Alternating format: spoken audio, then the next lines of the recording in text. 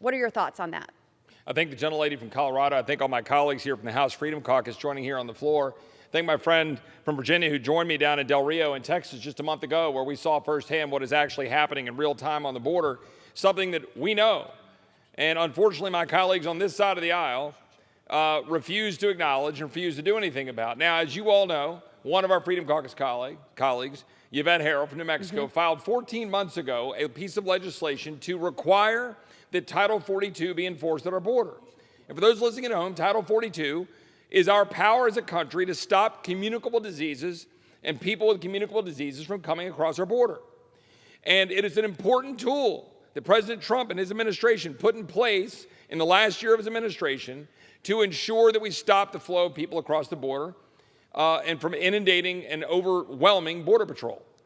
We knew this was coming. Let's say 14 months ago, we knew this was coming. A year ago, we came together. I filed a discharge petition as part of this team to say that we can force a vote on the floor of the House while the Speaker of the House refuses to bring to a vote a measure to enforce Title 42.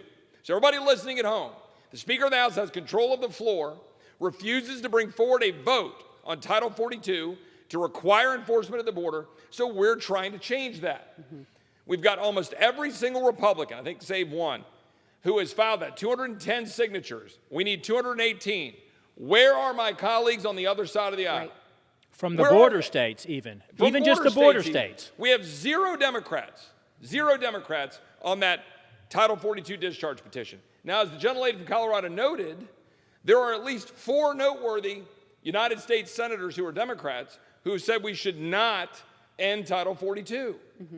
Mr. Tester, Mr. Manchin, Ms. Sinema, Mr. Kelly. Those 4 members, those senators have said we should not end Title 42. Now, I'll wrap and pass to someone else just to say this. How many dead migrants is enough? How many dead Americans from fentanyl poisonings is enough? How much money in the pockets of dangerous cartels is enough? How many bullets need to fly at the border? How many homes need to be destroyed? How many cars need to be wrecked? How many DPS agents need to be killed or endangered?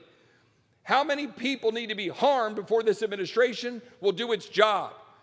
How many criminals need to be let off into the United States and not prosecuted under ICE? When are we going to change this and actually secure our country? That's my question for Secretary Mayorkas. Congressman Tiffany, we